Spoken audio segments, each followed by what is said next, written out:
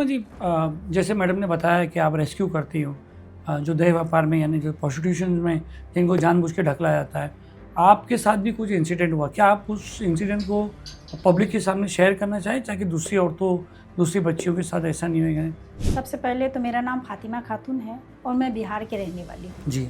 मेरा जो घर है इंडिया और नेपाल का बॉर्डर है, वहीं पे है। अच्छा।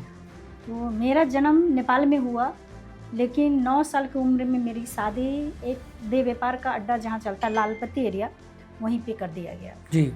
जिस इंसान से मेरी शादी हुई वो एक बहुत बड़ा दलाल था। अच्छा।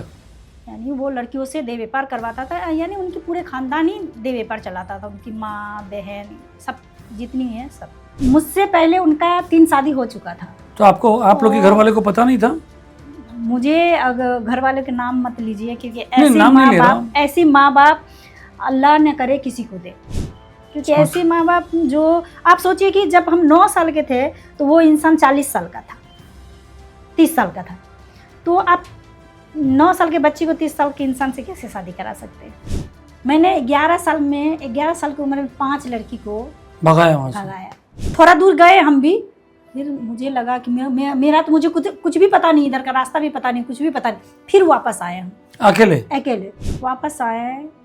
आप सोच नहीं सकते हैं कि वो दिन मेरे लिए कयामत था, कयामत। वो मतलब ऐसे मेरे साथ उन लोगों ने पेश आया वो भागने के बाद, क्योंकि उनकी पूरी टीम को, पूरी लड़की को एक साथ निकाल दिए ना। मुझे कई दिन रूम में बंद करके रखा गया, खाना पीना और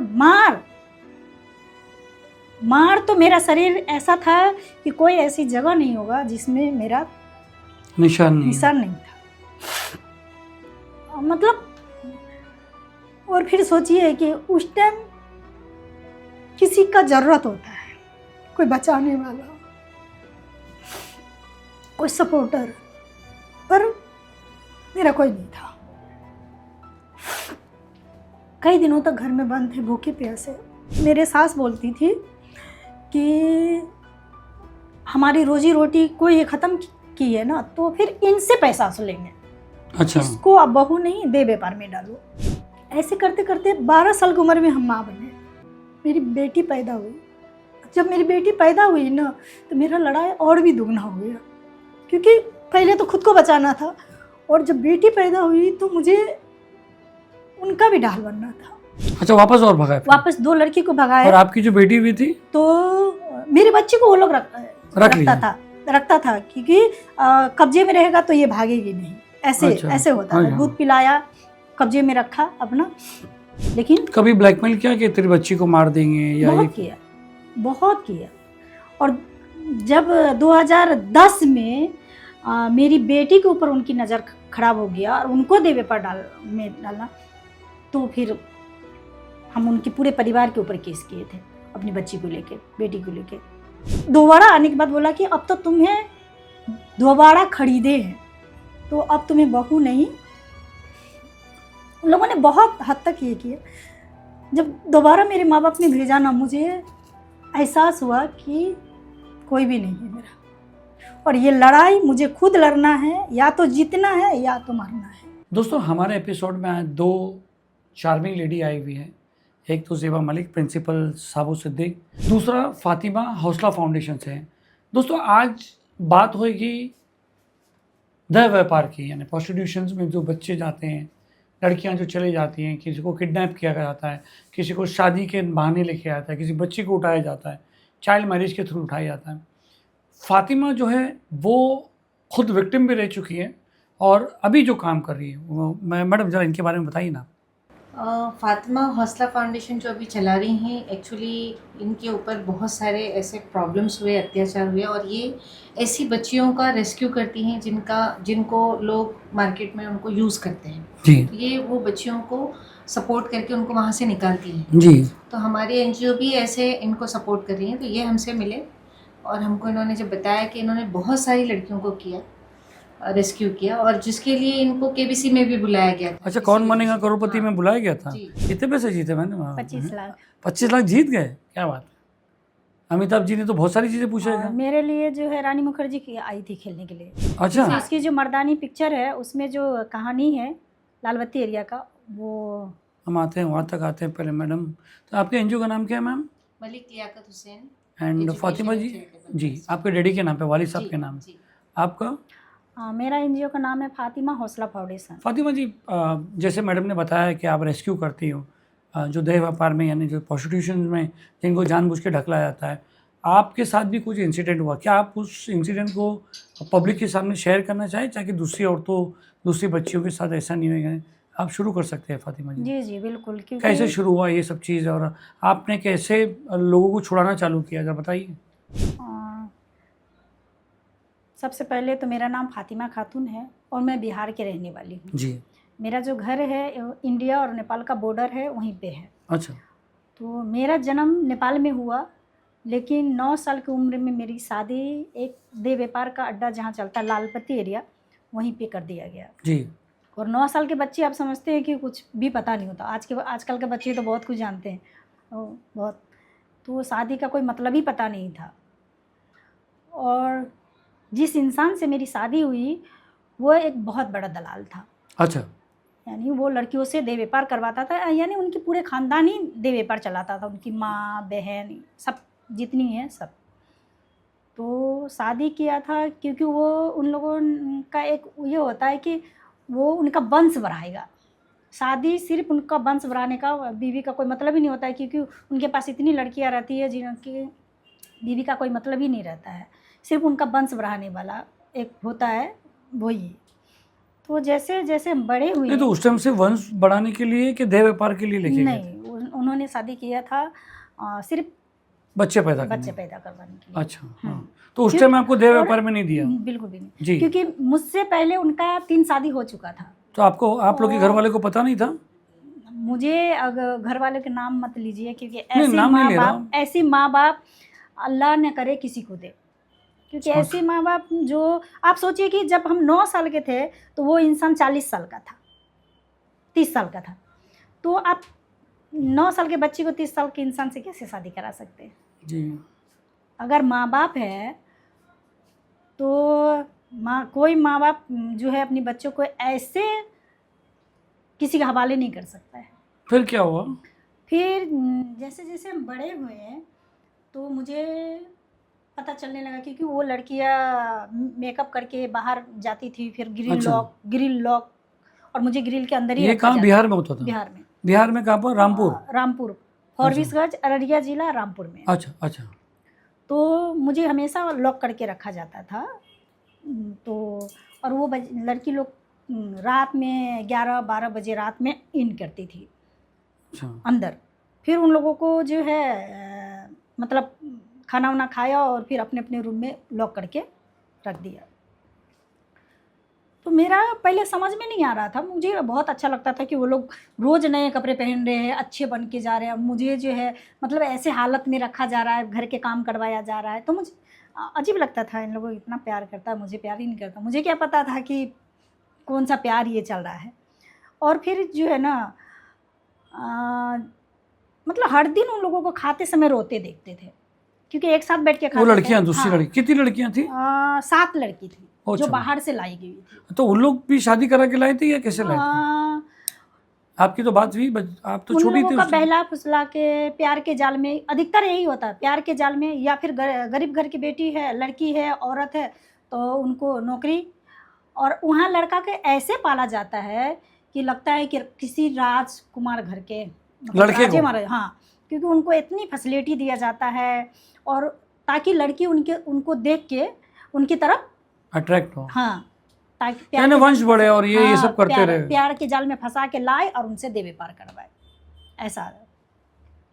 तो मुझे बहुत अजीब लगता था कि इतनी सुबह सुबह तो इतने अच्छे बन के जाते हैं और रात में आके रोते हैं। तो पर हिम्मत किसी की नहीं था कि वो भी हमसे बात कर सकता। ऐसा था कि आप हम साथ में बैठे हुए, पर इजाज़त नहीं था कि हम आपसे बात कर सकते हैं और आप हमसे बात करते थे तो बहुत बहुत मार लगता था। अच्छा। और मेरा क्या था कि हम बचपन से जो है ना वो शरारती, मतलब लोगों से हिलना मिलना ऐसे, तो मतलब कभी कभी बात कर लेते थे तो वो लोग चुप रहती थी, कुछ नहीं बोलती थी। हाँ, मुझे बहुत मारा पीटा जाता था। आपको? हाँ, बहुत बुरी तरीक़ा से पीटता था। फिर भी अब एक जगह बैठे हुए तो बात किए बिना रह ही नहीं जा। तो ऐसे करते करते जो है 11 साल हो गया मेरा, मतलब उम्र 11 साल हो गया मेरा। 9 से 11 हो गए, 2 साल हो गए। हाँ, तो मुझे ना अचानक एक दिन बहुत अजीब लगा। हम उसको बोले, वो रो रही थी, मतलब उसके आंसू जो है खाने में टपक रहा है। किसके? वो लड़की लोग का। हम बोले, दिन में इतने अच्छे बन के जाते हो और रात में तुम लोग रोते क्यों हो खाने खाते समय? बोले, वो लोग मुझे ना कन्या बोलता था। बोला, आपको अभी पता नहीं चलेगा, एक दिन आपको भी पता चलेगा। मुझे फिर मुझे डर भी लगता था कि अगर देख लिया तो फिर मार ही होगा। फिर इतना ही में साइलेंट। उसके बाद जो है धीरे धीरे एक दिन ऐसा हुआ कि एक ही कमरे में हम सभी को बंद कर दिया। मेरे जो पति था वो बहुत ज़्यादा नशा करता था, बहुत ज़्यादा, जुआरी शराबी, यानी दुनिया का कोई ऐसा नशा नहीं है जो तो एक ही कमरे में सारे को बंद कर दिया और उसमें मुझे भी बंद कर दिया। तो उसी मतलब वो ऊपर वाला का मतलब ये सोचिए कि हम लोगों ने एक साथ बंद हुए तो रात में जो है हम सब एक साथ बात किए। कोई नेपाल से था, कोई क्या बोलते हैं बिहार से ही था, अगल बगल ही घर है पर जा नहीं सकता है पास में, यानी मान के चलिए कि यहाँ से बीटी इतना दूर में घर है उनका। पर आप सोचिए कि उनके घर वालों को पता नहीं है, इनको भी पता नहीं है कि हमारे लोग यहाँ पर इतनी दूर है। तो पता चला, फिर हम ना बोले तुम लोग निकलना चाहती हो? तो बोला हाँ बिल्कुल। तो बोला कैसे? यहाँ से ग्रिल से तो बाहर निकलने की इजाज़त नहीं है, हमेशा इंसान रहते हैं, कोई ना कोई रहता है, फिर हमें ताला मार के रखा जाता है। तो हम लोग इतना दिन से, और सब लड़की हमसे बड़ी थी, तो हम बोले अगर हम कोशिश करें तो बोला हाँ हम लोग निकल जाएंगे, निकलना चाहते हैं। यानी आपने 11 साल की उम्र में उनको भागने का ट्रिक बताया? हाँ। उसके बाद उन्होंने क्या किया कि मतलब सबने तो प्लान बना लिए पर भागेंगे कैसे ये समझ में नहीं आ रहा था। पीछे जो है बहुत ज़्यादा मतलब वो दलदल टाइप का होता है ना, वो था। फिर उसके बाद था धान, एकदम वीरान जगह पे रखते हैं। हाँ, खेती था और धान का समय था, वो जूट का पे लगा हुआ था खेती। मन इन लोगों का रिश्तेदारी में कहीं शादी हो रहा था, तो मेरा सास पूरे परिवार खरीदारी में गए, बराबर खरीदारी गए। और मेरे जो पति हैं, पति क्या बोले दलाल, वो अपना जुआ में मस्त था।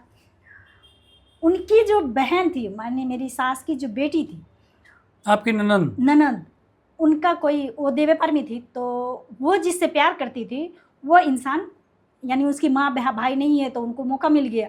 तो फिर उसने आया, वो आया तो वो रूम में बंद हो गई। तो वो जो ग्रिल में ताला मारने वाली थी, उसने वो क्या किया कि जल्दी में आधा मारा, मतलब मारा ही नहीं, ग्रिल ताला तो मारा पर ताला लगा ही नहीं, वो अपना रूम में बंद हो गई। अब हम लोगों को प्लान बने हुए हैं, मतलब ऐसे हम देखते हैं ग्रिल में ताला नहीं लगा हुआ है। अब किसी का हिम्मत नहीं हो रहा है कि ग्रिल का ताला खोल के मतलब बाहर जाए। फिर भी तुम जाओ, तुम खोलो कर के फिर ऐसा हुआ कि ग्रिल का ताला हम खोले। फिर ऐसे झांके, कोई नज़र नहीं आ रहा, पूरा सुनसान। पीछे गए, पीछे देखते हैं कोई भी नहीं, और हिम्मत भी काम नहीं कर रहा, पता नहीं डूब के मर जाएंगे, अजीब लग रहा था, डूब के मर जाएंगे। फिर हमने सुनना डूब के मर जाएगी, इधर से जाएगी, क्या करे। हाँ, तो उसमें से 1-2 लड़की बोल रही थी मुझे ना मतलब तैरना भी आता है। ठीक है तो भागो। मैंने 11 साल की उम्र में 5 लड़की को भगाया। उसको तो भगा दिए, यानी गई, पहरेदारी में थे, भागी गई। और फिर मतलब थोड़ा दूर गए हम भी। फिर मुझे लगा कि मेरा तो मुझे कुछ भी पता नहीं, इधर का रास्ता भी पता नहीं, कुछ भी पता नहीं। फिर वापस आए हम अकेले वापस आ गए हैं, क्योंकि मुझे लग ही नहीं रहा था कि अगर हम भी भाग गए तो फिर पता। वापस आए, आप सोच नहीं सकते हैं कि वो दिन मेरे लिए कयामत था। वो मतलब ऐसे मेरे साथ उन लोगों ने पेश आया वो भागने के बाद? क्योंकि उनकी पूरी टीम को, पूरी लड़की को एक साथ निकाल दिए ना। मतलब मुझे कई दिन रूम में बंद करके रखा गया, खाना पीना और मार मार। तो मेरा शरीर ऐसा था कि कोई ऐसी जगह नहीं होगा जिसमें मेरा निशान नहीं था। मतलब और फिर सोचिए कि उस टाइम किसी का ज़रूरत होता है, कोई बचाने वाला, कोई सपोर्टर, पर मेरा कोई नहीं था। कई दिनों तक घर में बंद थे, भूखे प्यासे। फिर उन लोगों में ही बातचीत हुआ कि निकालो, नहीं तो मर जाएगा, तो हम लोग फंस जाएंगे। फिर निकाला। मेरे सास बोलती थी कि हमारी रोजी रोटी को ये ख़त्म की है ना, तो फिर इनसे पैसा वसूलेंगे। अच्छा। इसको अब बहू नहीं, दे व्यापार में डालो। मतलब बहुत। तो मुझे ना पता नहीं उस टाइम से एक लड़ने का, क्योंकि अब मुझे एक ही चीज़ है कि मरना तो है ही। क्योंकि जब ना माँ बाप कभी खोज खबर लेता है, नहीं किसी से मिल पाते हैं, और सिर्फ हर दिन हर पल मार ही खाते हैं, तो एक दिन तो ये लोग मार ही देगा हमको। तो जब मरना ही है तो लड़ते हुए मरेंगे, पर खुद के ऊपर आँच आने नहीं देंगे। लड़ाई मेरा शुरू हो गया। अंदर से बहुत डरे हुए रहते थे, बहुत ज़्यादा। मतलब अब किसको चोट नहीं लगता, और हम कभी रोए नहीं। कितना भी मारता था ना, रोते नहीं थे उनके सामने। वो बतल था, अजीब पत्थर है, अजीब ही है। रोते थे रात के अंधेरे में, जब सब सो जाता था तो रोते थे, फरियाद करते थे ऊपर वाले से कि कोई तो रास्ता निकले। पर ऐसे करते करते 12 साल की उम्र में हम माँ बने। मेरी बेटी पैदा हुई। जब मेरी बेटी पैदा हुई ना, तो मेरा लड़ाई और भी दुगना हो गया, क्योंकि पहले तो खुद को बचाना था, और जब बेटी पैदा हुई तो मुझे उनका भी ढाल बनना था। उसके बाद मेरा लड़ाई का किसी हद नहीं रहा, क्योंकि अगर कोई कुछ ऐसा, मतलब जो लड़की आती थी, फिर मैं पता नहीं लोग कहाँ से इतनी लड़की जमा कर ली आपके घर में? अपने घर में। उसके बाद शुरू हो गया इन लोगों का। और फिर मुझे इतनी दूरी, हमेशा मेरे ऊपर आदमी रहता था कि ये कोई कांड ना कर दे इन लोगों के साथ। मतलब और कोई ना कोई बहाना से मुझे मारा पीटा जाता था, कुछ भी बिना कसूर के मुझे मारा पीटा जाता था। मतलब इतना टॉर्चर करता था कि ये खुद तंग आके दे व्यापार में चले जाए। मतलब इसे इतना टॉर्चर करो कि ये खुद दे व्यापार में तो आप रेडी नहीं हुई? और फिर मतलब, और वहाँ की जो पता नहीं ऐसी कौन मुक्ति है, किसको लाया, उसने मुझे बड़ी चीज़ के हवाले दे के कि तुम इस घर के छोड़ के नहीं जाओगी, ये वो कसम खाओ, इस पे हाथ दे के मुझे बोला जाता था कि यहीं दफना देंगे, अगर ये नहीं कसम खाएगी तो घर के अंदर ही दफनाएंगे, नहीं तो तुमको कसम खाना पड़ेगा कि घर छोड़ के नहीं भागोगी। मतलब रात से सुबह हो गया, क्योंकि मुझे पता था कि मुझे मौका मिलेगा हम भागेंगे, हम रहेंगे नहीं। और बड़ी चीज़ पे हाथ धर के कसम खाना मेरे लिए बहुत मुश्किल हो रहा था। लेकिन सुबह हो गया और पूरा, मतलब उन लोगों को पूरा प्लान हो गया कि ये हमारे लिए बहुत ख़तरा बन जाएगी, तो इसे घर के अंदर ही दफनाना है। लास्ट में जो है बड़ी चीज़ पे हाथ तो रखें, पर अल्लाह को बोले, अल्लाह बहुत मजबूरी में हम कसम खा रहे हैं, लेकिन अल्लाह जिस दिन मुझे मौका मिलेगा हम रहेंगे नहीं। कसम तो खाएं कि हाँ घर छोड़ के नहीं भागेंगे, पर अपनी लड़ाई नहीं छोड़ेंगे हम। यही कसम खाना नहीं कि घर छोड़ के नहीं भागना है, नहीं भागेंगे, कुछ भी हो जाएगा नहीं भागेंगे। यही हुआ। एक दिन ऐसा भी आया कि हम भागे भी। बच्ची के साथ? नहीं, बच्ची, क्योंकि दो लड़की को भगाए फिर से हम। अच्छा, वापस और भगाए? वापस 2 लड़की को भगाए। और आपकी जो बेटी हुई थी? तो मेरे बच्चे को वो लोग रखता था क्योंकि कब्जे में रहेगा तो ये भागेगी नहीं, ऐसे होता था। दूध पिलाया, कब्जे में रखा अपना। तो फिर से हम 2 लड़की को भगाए। उसके बाद फिर से मेरे हाल वही हुआ, मार पिटाई। उसको क्या किए कि जब वो लड़की भागी ना, इस बार क्या किए कि हम भी भाग गए और पूछते पूछते अपनी माँ बाप के घर पहुँचे, नेपाल पहुंच गए। नेपाल पहुँचे। मेरे माँ बाप ने उस इंसान को बुला के उससे पैसा लेके मुझे दोबारा भेज दिया। और आपने बताया नहीं था आपके माँ बाप को सब कैसा? कुछ पता था, उन्हें सब कुछ पता था। उन्होंने दोबारा मुझे उसी इंसान के पास भेज दिया। तो फिर ना मुझे दोबारा आने के बाद बोला कि अब तो तुम्हें दोबारा खरीदे हैं, तो अब तुम्हें बहू नहीं। उन लोगों ने बहुत हद तक ये किया।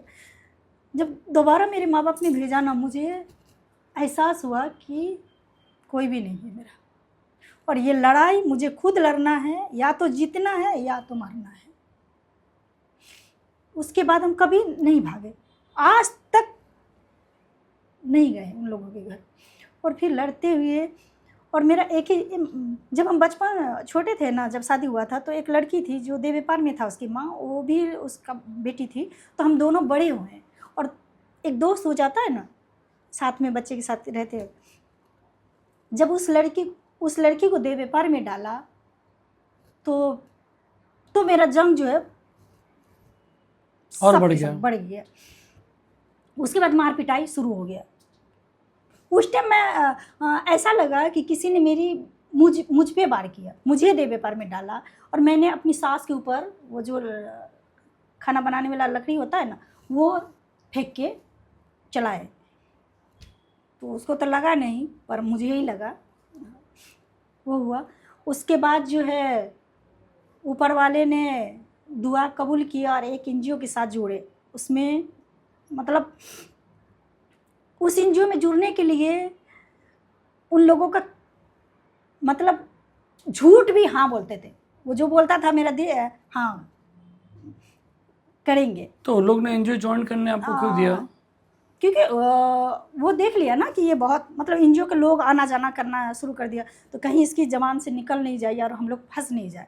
2004 में एक एनजीओ ज्वाइन किए बिना पैसा के, क्योंकि मुझे लोगों तक पहुंचाना था कि यहाँ होता क्या है। और 1 साल बाद उस एनजीओ ने मुझे 500 रुपया महीना देता था। और उस टाइम से जब हम लड़ाई शुरू किए बाहर की दुनिया में, तो फिर उस समय से लेकर अब तक में 215 बच्ची को निकाले। क्या बात है, वेरी गुड है। और उसी क्या नाम है आपके उस टाइम वो जो एनजीओ था, उसका क्या नाम था? वो दूसरी एनजीओ थी। तो वो एनजीओ मेरा फ़ायदा उठा रहा था।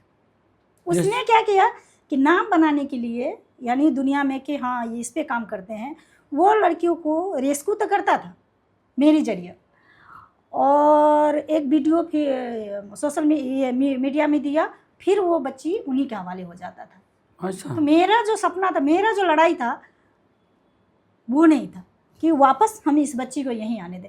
और क्योंकि जब भी वो लड़की रेस्क्यू होता है और वापस यहाँ आता है लालबत्ती में, उससे 4 गुना देह व्यापार करवाया जाता है। पूरे रात उनको सोने नहीं दिया जाता है, क्योंकि उनका पैसा खर्चा होता है। तो वो चाहता है कि जो खर्चा हुआ है उसका भरपाई तो तुम ही से करवाएंगे। तो और भी ज़्यादा टॉर्चर उस बच्ची को होता है। तो इसलिए जो है हम खुद अपना लड़ाई लड़ना शुरू किए, लड़कियों को निकलना, पुलिस से मिलना, जो भी है। और तब तक में मुझे 4 बेटी और 2 बेटा हुआ। अच्छा, मुझे 4 उन लोग वहीं रहते थे? हाँ, सब वहीं रहते थे। तो उनका भांडा कब फोड़ा आपने, उन लोग का ससुराल का?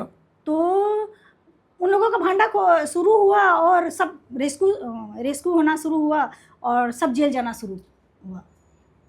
क्योंकि जब पुलिस वाला आता था ना, तो मुझे कितना भी बंद करके रखता था, चिल्लाते थे। तो फिर दरवाज़ा खोलो, इसमें कौन बंद है?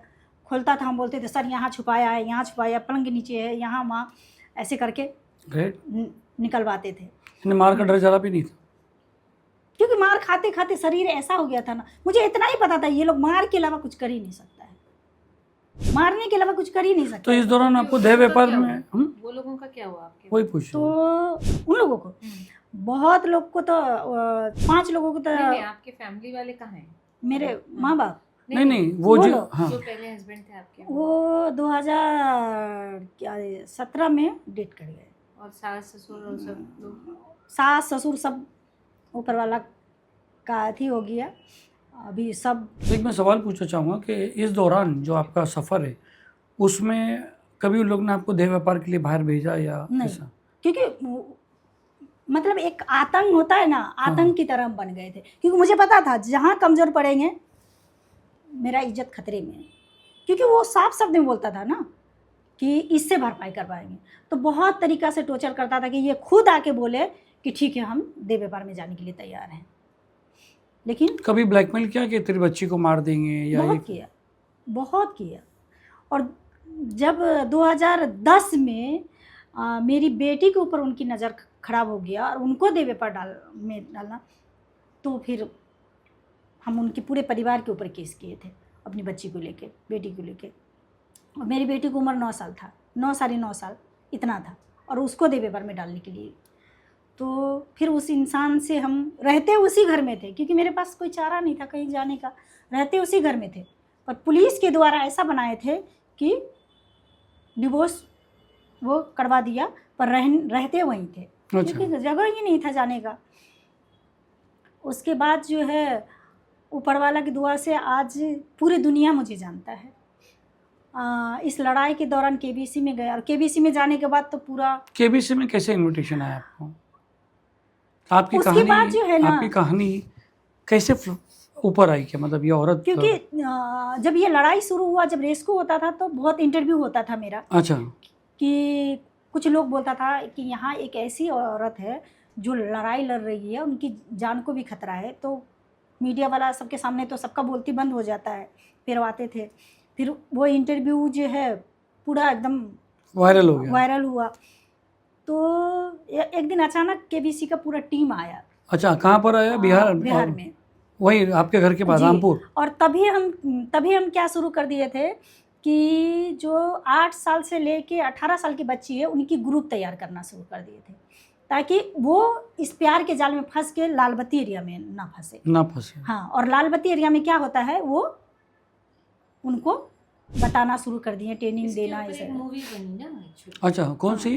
फातिमा, वो डॉक्यूमेंट्री बनी है। अच्छा, डॉक्यूमेंट्री बनी है, और उसमें जो डॉक्यूमेंट्री में रानी मुखर्जी। अच्छा, तो नहीं, रानी मुखर्जी का मर्दानी है, मर्दानी डॉक्यूमेंट्री में हम ही है। अच्छा, और मर्दानी में ये कुछ हिस्सा हाँ, आया है? कुछ हिस्सा आया है। अच्छा, तो केबीसी में आपको फिर सेलेक्ट किया? हाँ, तो उन लोगों ने बोला कि मैडम आपको ना केबीसी की तरफ से, क्योंकि मुझे टीवी वीवी देखने का, मोबाइल कुछ भी पता ही नहीं था, कुछ देखने ही नहीं मिलता था। बोलता मैडम आपको केबीसी की तरफ से ये शूट करने आए हैं, आपका इंटरव्यू चाहिए। तो मतलब होता है ना, ऐसे आता है, पता नहीं किसको भेजा है क्या करने के लिए। तो उनको ना बहुत बुरी तरीक़ा से डांट के भगाए कि फालतू बकवास मत करिए, हम वो बच्चों के क्लास कर रहे थे हम, तो भैया आप जाइए यहाँ से। उन लोगों ने देखा कि ये, तो वो क्लास जो हम कर रहे थे ना, तो वो उनका शूट कर रहा था। और फिर बाद में पूरे वो जो हमारी बस्ती है उनका पूरा इंटरव्यू लिया, वो डॉक्टर सब ने बताया कि ये ऐसी ऐसी है, ये इतनी बच्ची को निकाल चुकी है अब तक में, ऐसे ऐसे लड़ रही है, और फिर खुद लालबत्ती एरिया में ही रहती है। तो फिर मुझे अंतिम दिन उन लोगों ने बोला कि एक बार आके खाना खा लीजिए। तो जिस एनजीओ में हम नौकरी कर रहे थे उस एनजीओ का एक स्टाफ और हम उनसे मिले। बोला मैडम हम तो जा रहे हैं, आप इंटरव्यू नहीं दिए हैं, तो मायूस होकर हम जा रहे हैं, पर कोई बात नहीं। लेकिन मुझे पता ही नहीं था कि ऊपर वाला का खेल मेरा लड़ाई को और पूरी दुनिया तक पहुंचा रहा है। फिर अचानक 10 दिन बाद उधर से फ़ोन आया कि आपको केबीसी में, मतलब 3 आदमी का इंटरव्यू हुआ था उस टाइम, मतलब हम तो दिए नहीं थे, पर 2 आदमी का इंटरव्यू हुआ था। तो अमिताभ बच्चन इन लोगों को जो दिखाया गया इंटरव्यू वो, तो उन्होंने मुझे सिलेक्ट किया। तो फ़ोन आया कि आपको केबीसी के लिए चुना गया है और आपके लिए खेलने के लिए रानी मुखर्जी आ रहे हैं, और आपका ये जो इंटरव्यू है इसका थोड़ा सा पार्ट मर्दानी पिक्चर में है, जिसका प्रमोशन होगा उसी दिन। अच्छा। तो फिर पहली बार फ्लाइट में बैठे, पहली बार बम्बई आए, फिर ये जो रानी मुखर्जी का पिक्चर है वो मर्दानी, उसका मेडल टी शर्ट मुझे केबीसी का हॉट सीट पे ही पहनाया गया। तो आपके सवाल के जवाब कौन दे रहा था? 4 सवाल का जवाब हम दिए थे, बाकी रानी मुखर्जी हम लोग मिल के दे रहे थे। फिर 1 या 2 ऑडियंस से लिए थे। कैसे इंट्रोड्यूस किया अमिताभ बच्चन जी ने आपको? सबसे पहले तो उनके साथ बहुत वक्त बिताया, वो पूरे दिन बिताया क्योंकि अच्छा। हाँ, दोनों ने पहले तो रानी मुखर्जी मेरे साथ बहुत वक्त बिताए। ऐसे लग रहा था कि मेरी बहन है, मेरी घर के फैमिली है, मेरा अपना है, उसने ऐसा फील करवाया। और फिर मेरे सारा बात सुने, फिर मेरे बच्चों के बारे में जानकारी लिए, फिर उसने अपने बारे में, क्योंकि उस टाइम उसका शादी हुआ था और उसने बताया कि उसका शादी हुआ है आदित्य चोपड़ा से, ये वो, मतलब बहुत अच्छे से। फिर उसने मेरे कहानी, जब वो मुझसे बात कर रहे थे तो वो बहुत रो रही थी। वो बोला कि कहानी आपकी है पर चुप मुझे रहा है। फिर अमिताभ बच्चन सर ने कि उसको लगा कि कहीं ये सीट पे डर जाएगी ऐसा। बचपन से लड़ते लड़ते इतना ये हो गया ना कि सामने शेर भी आ जाए, कुछ भी आ जाए ना तो नहीं डरेंगे सर, क्योंकि डर ख़त्म हो गया। जो डर होता है वो तो बचपन में ही ख़त्म हो गया। वो कि उस पर केबीसी में वो क्वेश्चन भी किया है कि हिम्मत आपका कहाँ से आता है। जिस बच्ची खेलने का उम्र में, अब एक चीज़ सोचिए कि एक रूम है और एक शेर और एक बच्चा को, चाहे एक इंसान को छोड़ दीजिए, तो दोनों में लड़ाई ही होगा, दोनों में से किसी का हार जीत होगा, तो किसी का ना किसी का तो डर ख़त्म होगा ना। तो जब आप शेर के सामने हो जाते हैं तो आपका डर ऑलरेडी ख़त्म हो जाता है। तो उस टाइम तो वो दलाल हमारे लिए शेर ही था। शेर खतरनाक नहीं था जितना खतरनाक वो था, क्योंकि उसने तो उस चीज़ पे हमला करता था जो सबसे अहम होता है। और मेरा क्योंकि हर लड़की जब बड़ा होता है, कोई भी लड़की, तो उनका एक सपना होता है, या तो पढ़े लिखे कुछ बने, कोई जॉब करे, या फिर किसी से प्यार करते हैं, या अच्छे परिवार का सपना दिखता है। पर मुझे ये सपना देखने का कभी मौका ही नहीं मिला, कुछ था ही नहीं। सपना क्या होता कुछ, मेरा एक ही सपना था, जिस बच्ची को, जिस औरत को जो हम झेलें, जो हुआ उसको ख़त्म करना, किसी भी हालत में उसे ख़त्म करना। कितना पैसे जीते आप केबीसी में? 25 लाख। 25 लाख जीते हैं जी। अच्छा, अभी आते हैं कि आपने 200 कितने लोगों को छोड़ा?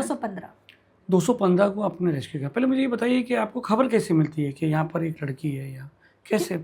लाल बत्ती एरिया में ही रहते थे ना। अच्छा। और अभी लाल बत्ती एरिया के अंदर ही मेरा ऑफिस है। अच्छा, कहाँ पर? फॉरबिस गंज में। हाँ। लाल बत्ती एरिया है, उसके अंदर ही मेरा, मतलब बिहार में ना, बिहार रामपुर में। अच्छा।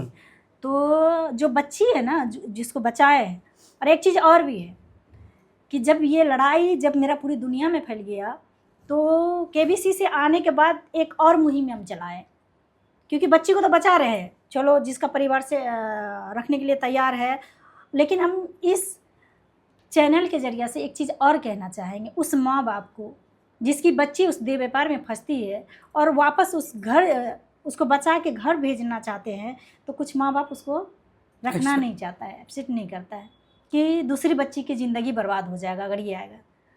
ये सोचिए कि एक तो वो वहाँ मर रही है, एक कितनी परेशानी, कितनी इसके दुआओं के बाद वो निकल रही है, एक्सेप्ट नहीं करते, और आप उनको एक्सेप्ट नहीं करते हो, तो सोचिए कि उसकी ज़िंदगी और उस पर क्या बीतता होगा।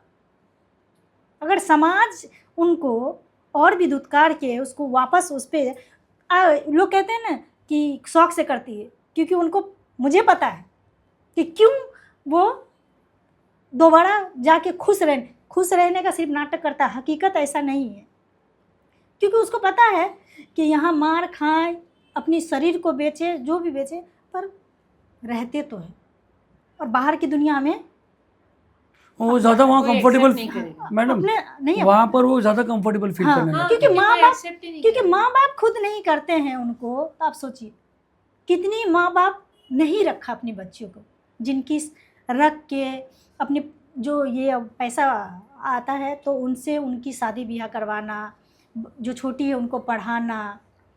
तो बहुत सारी बच्ची अभी ग्रेजुएशन कर चुकी है। तो आप कैसा, जिसको नहीं रखते फिर आप उसको क्या करते हैं? तो फिर खुद रख के उनको पढ़ाना लिखाना, लोगों से बात करना, ताकि इनको हेल्प कर दे पढ़ने में ऐसे। अच्छा, रेस्क्यू करने में जो देखा गया वो तो बहुत डेंजर काम है मैडम, क्या बोलते हैं? बहुत डेंजर। तो ये तो अभी ख़त्म हुआ है, ये चाकू लगा था, यहाँ लगा है, यहाँ पूरा, मतलब वो चलाते हैं ना, और वीडियो बनाते समय तो फिर जो पिक्चर में बताता है कि एक रेस्क्यू करने जाते हैं तो उसको मारते हैं, ये करते हैं। पिक्चर में वैसे ही कुछ भी होता नहीं है? दिखाते। अच्छा। पिक्चर में कुछ भी नहीं दिखाते। रियल में जो होता है ना, वो अगर रियल देख लीजिएगा ना तो फिर जिन तो आप इन अकेले जाते हो कि ऐसा कोई टीम लेके जाते हो? कैसे हाँ, करते हो? टीम लेते हैं, जैसे प्रशासन लेते हैं, लेकिन प्रशासन मिला हुआ रहता है। प्रशासन, अब आप एक तो वहाँ से खबर लाइए उस बच्ची पे, अब प्रशासन को खबर दीजिए, वहाँ पहले चल जाता है। पुलिस यानी हाँ, पुलिस को हाँ, प्रशासन पुलिस मतलब पुलिस। रेड करने जा रहे हैं।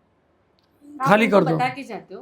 हाँ, रेड हाँ, करने? उनको लेके जाना पड़ता है उनको लेके सिक्योरिटी जाना को। पड़ता है ना। हाँ। सिक्योरिटी को। अब आप सोचिए कि आप, हम तीनों को पता है ये बात कि हम किस उठाने जा रहे हैं, रेस्क्यू करने जा रहे हैं, और वो खाना बना रहा है, उसका चूल्हा में आग लगा हुआ है, सब्जी चढ़ा हुआ है, किसका? और वो दलाल लोग के जिसको घर में, लोग लेके हाँ। गए। और आदमी गायब हो गया। आप आते हैं, देख रहे हैं आग जल रहा है, आदमी गायब है, तो न्यूज़ आ जाए। न्यूज उसको पहले पता है। और लड़कियां छुपा देते हैं। और लड़की जितना को वो निकाल सकता है, नहीं तो वो बहुत तरीका होता है उनको रखने का, घर में ही रखता है तो अंडरग्राउंड पता रखते नहीं हैं, चलता है। हाँ। पर उनका वहाँ का तो एक एक चीज़ मुझे पता है। तो मुझे ना बहुत, अभी भी वहाँ के जो दलाल है वो कहता है कि तुम घर बैठो, सिर्फ सपोर्ट करो हमें, केस मत करो और रेट मत करो, तुम्हें इतनी दौलत देंगे हर महीने कि तुम्हारा कुछ बोले। मेरी बेटी का जब शादी था ना, तो मतलब दहेज के लिए मतलब इतना परेशान थे, मतलब मेरे पास बिल्कुल भी पैसा नहीं था। लॉकडाउन में सारा पैसा खर्चा हो गया, और लड़का वाला मान नहीं रही था कि जो दिन तारीख पड़ा उसी में लड़का को जो है ना वो उकटन में बिठा देता है, माइयों पे बैठा दिया और बोला कि नहीं इसी तारीख। अब मेरे पास बिल्कुल भी पैसा नहीं था, क्योंकि लॉकडाउन था, उन बच्चियों को भी देखना था, उनको भी खिलाना पिलाना था, अपने घर को भी। तो मुझे लाल बत्ती एरिया से ऑफ़र आया कि अगर तुम लिख के दे दो कि तुम रेट नहीं करोगे तो तुम्हारी बेटी को जो है ना, तुम जो बोलोगी वो दे के शादी करवाएंगे। मतलब बेटी को जो है ना ज़िंदगी भर बुढ़िया बना के द्वार रख लेंगे, मंजूर है। हम चंदा मांग के बेटी की शादी करवाएं। और अल्लाह की दुआ से अभी जैसे कि आपका बैकग्राउंड वैसा था, तो जब आप बेटी की शादी करने आए, मैं सबको मालूम पड़े इसलिए पूछ रहा हूँ, तो लोग ने ऑब्जेक्शन लिया है कि नहीं आपका, जैसे जब एक माँ अपनी बेटी को एक्सेप्ट नहीं करती, तो जो आपकी बेटी के ससुराल वाले थे उनको ये सब बात पता था कि आप ये काम करते हो? जी तो यानी सबको, उन्होंने हाँ बोला? हाँ, क्योंकि सबको पता था और सबको पूरे कहानी, क्योंकि देखिए मेरी ये जिंदगी, तो लोग तो महान लोग हैं ना हाँ, फिर। क्योंकि बहुत महान है, क्योंकि जो सब कुछ जानबूझ के उन्होंने मेरी बेटी के शादी किया। और अभी कैसे है अभी आपकी बेटी? बहुत अच्छी है, अभी मुझे नाती हुआ है। अरे चलो, कांग्रेस आप, कांग्रेस। तो बहुत, यानी मेरे सारे बच्चे पढ़े हुए हैं। मेरी बड़ी वाली बेटी ग्रेजुएशन फाइनल, कितने बच्चे हैं आपके? 4 बेटी है और 2 बेटा है, और अच्छा। 4 बच्चे को हम गोद लिए। उनकी अच्छा। माँ ने तो जिनको हम गोद लिए थे उनका 3 बच्चा का शादी करवा दिए, उसका 3 लड़का था, उसका शादी करवा दिए। एक महीना का था, उसको गोद लिए हैं, तो वो अभी 5 साल का है। अभी आप एक बात बताइए कि आप कोई एक ऐसा केस याद है जो एकदम खतरनाक हो, जरा पब्लिक के सामने बता सकते हो? कोई भी 1-2 केस जैसे 215 में जो रेस्क्यू किए ना, उसमें सब में हार्ड रेस्क्यू कौन सा था जिसमें प्रशासन से लड़ना पड़ा, दलालों से लड़ना पड़ा? एक जो दलाल था वो किसी को मार देता है, यानी दिन देखारे शूट कर देना, ऐसा दलाल, यानी वही रामपुर का ही है, पर बहुत डेंजर। यानी उसको पुलिस भी नहीं पकड़ पाता था, क्योंकि वो भेष बदल के आपके सामने भेष बदल के घूमेगा और आप उसको नहीं पहचानेंगे, ऐसा। और वो क्या करता था कि जैसे दिल्ली हर जगह जाता था, और जो फुटपाथ पे रहते हैं तो उनको जो है कुछ पैसे देते थे, अच्छे खिलाते पिलाते थे, बोलते थे चलो वहाँ पे तुमको नौकरी वोकरी दे देंगे, घर द्वार बना देंगे, ये वो करके। और पहले बच्ची को लाती थी उसका, और फिर माँ बाप को काट के मार के ला के मार के और फेंक देता था। सब जानता था लेकिन कोई कुछ नहीं करता था, वह ऐसा इंसान था। तो उसी में से एक लड़की थी, रोशनी नाम था, उसको नेपाल से लाया गया था। और वो लड़की शादीशुदा था, तुरंत शादी हुआ था, पर उसके घर में गया, उसके घर में रहा, उसके सास ससुर को पता नहीं क्या बोला, और बोला कि तुम्हारे पति को भी नौकरी दे देंगे चलो, और तुम्हें भी नौकरी दे देंगे, तो तुम्हारा जो ये गरीबी वाला ज़िंदगी वो ख़त्म हो जाएगा। तो लेके आया दोनों पति पत्नी को, लड़की और मतलब 13-14 साल की लड़की थी, और लेके आया। फिर पति को उसका भेज दिया कि तुम जाओ अभी 2-3 महीना बाद आना, और भेज के उस लड़की को एक सुनसान जगह में उसका घर है, अभी भी है, लेकिन अभी तो पुलिस का वो हो गया है, पड़ गया है, तो वो बंद है ऐसे। और उसका घर ऐसा बनाया है कि अगर वो अपने घर में घुसता है ना तो फिर वो कहाँ निकलता है पता ही नहीं। अच्छा, फिर क्या हुआ था, आपने कैसे? तो फिर हम एक दिल्ली आए थे, एक इंटरव्यू था, प्रोग्राम था, तो उसमें आए हुए थे।